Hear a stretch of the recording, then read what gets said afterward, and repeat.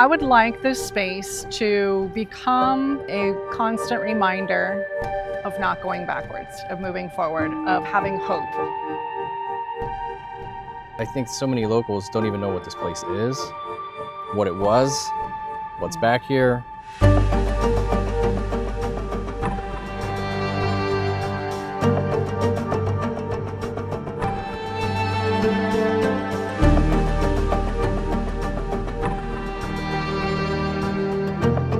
It quickly went from, this is a charity case of people who need help, who need care but can't afford it, to this is where we're going to take people that we have no idea what to do with, and we can't handle it.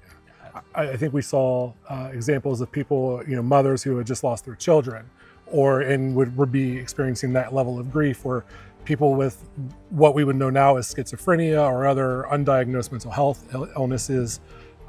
Even just the folks who would drink too much downtown and would get brought here to sober up for however long they needed to.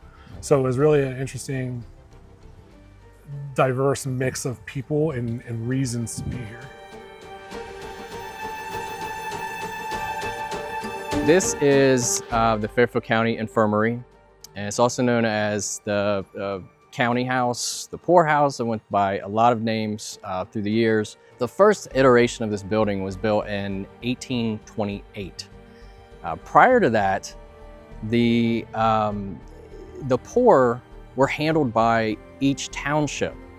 So they had something called the overseers of the poor, which was almost like a foster system where you had people within a township and they were responsible for taking care of the people in their township that were under hardships. The need arises as population grows for a place like the one we're at today.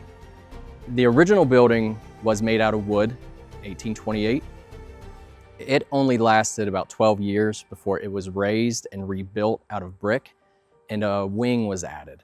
And this is all on the south side, is the oldest part of the structure. In 1865, they add on to it again because they need room. And the porch area and the area that faces 37 that kind of jets out was added along with the north wing. So it was like an L-shaped addition that was added. They were then separated by gender. Typically the males were put in the north wing and the females were put in the south wing. Outbuildings around the property were built at different times over the years and served different purposes. There was a 212 about acre farm that was here as well. Residents were they were expected to participate in that as well.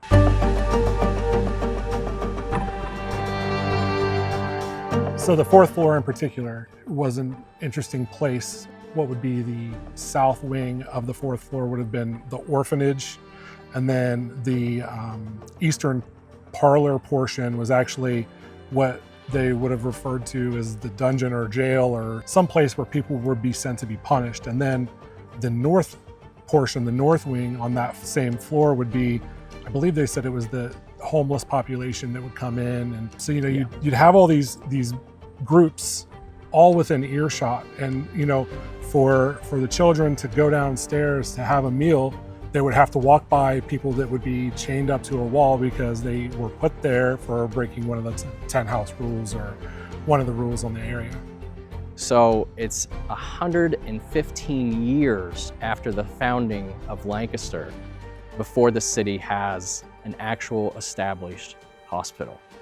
So this served the needs of the community as a hospital as well.